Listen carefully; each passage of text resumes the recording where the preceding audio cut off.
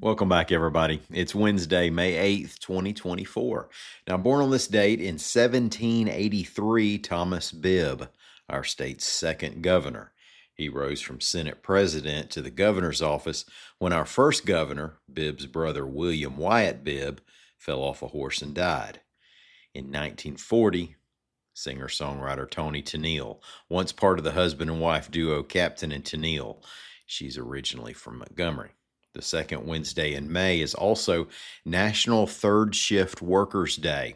So y'all keep it down if you can, because they're trying to sleep right now. Today, let's do a session roundup and then talk about grants for girls sports, a seafood contest winner, and new non-compete rules. My name's Ike Morgan, and we're down in Alabama.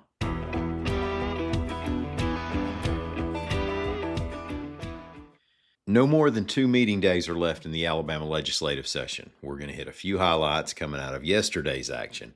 First, the big one. AL.com's Mike Cason reports that the state Senate gave final approval to the general fund budget. That's the budget for the non-education agencies for the fiscal year that begins October 1st. It already came through the House of Representatives, and now it's with Governor Kay Ivey for her approval.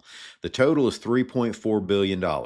A $360 million increase. Lawmakers added $92 million to the Alabama Medicaid Agency, taking that to $955 million. House Ways and Means General Fund Committee Chairman Rex Reynolds said that increase fills a void that was left by federal pandemic money that's gone away. The Department of Corrections is looking at a $75 million increase, and the Department of Mental Health is getting a $23 million increase. Those are both nearly 10% increases. The education fund budget is still cooking in a conference committee that's trying to iron out some differences between the House and Senate. Now, also sent to the governor's desk is a bill that sets some timelines for state agencies to respond to requests for public records.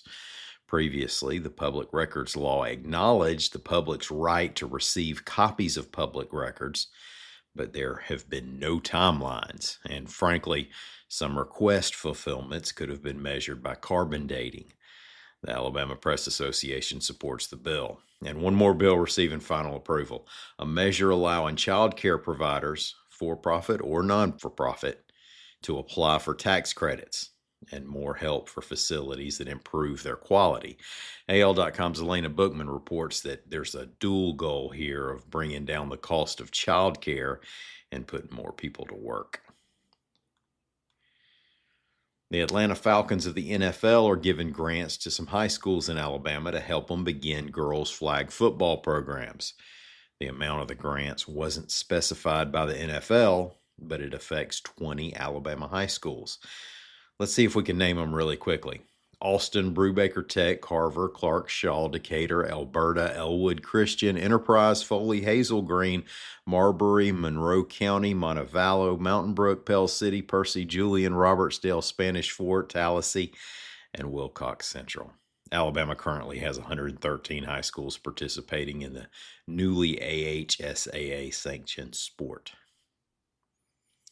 And fellow seafood lovers out there, a chef from about as far as you can get from salt water in Alabama won the Alabama Seafood Cook-Off, reports AL.com's Lawrence Specker.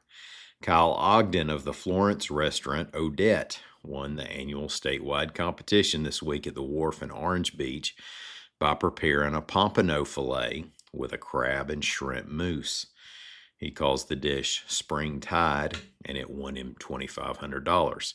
He'll now represent the state this summer at the Great American Seafood Cook-Off in New Orleans.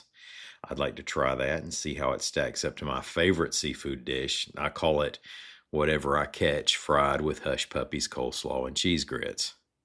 Let's take a quick break, and Jonathan Sobolewski is going to explain the new ban on non-compete clauses.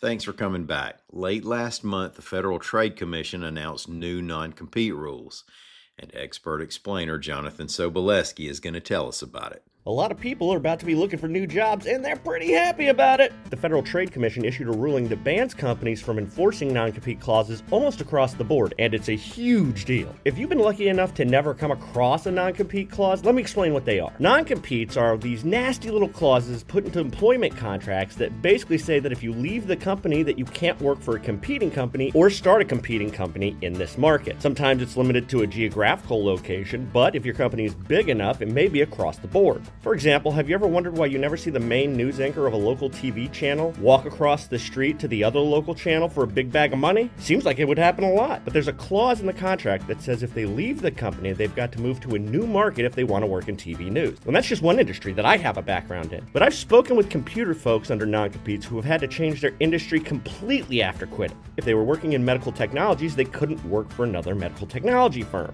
They've had to switch to do tech for another kind of company, basically flushing all that experience in the first industry down the toilet. You would be surprised how many people are under these. It accounts for 18% of the US workforce. And now they're going away. Maybe. And not immediately. First of all, last week's ruling doesn't take effect for 120 days, and second of all, it's almost certainly going to get tied up in courts. Lawsuits have already been filed saying the FTC doesn't have the power to make this ruling. So, yay! Kind of. I'm Jonathan Soboleski for AL.com.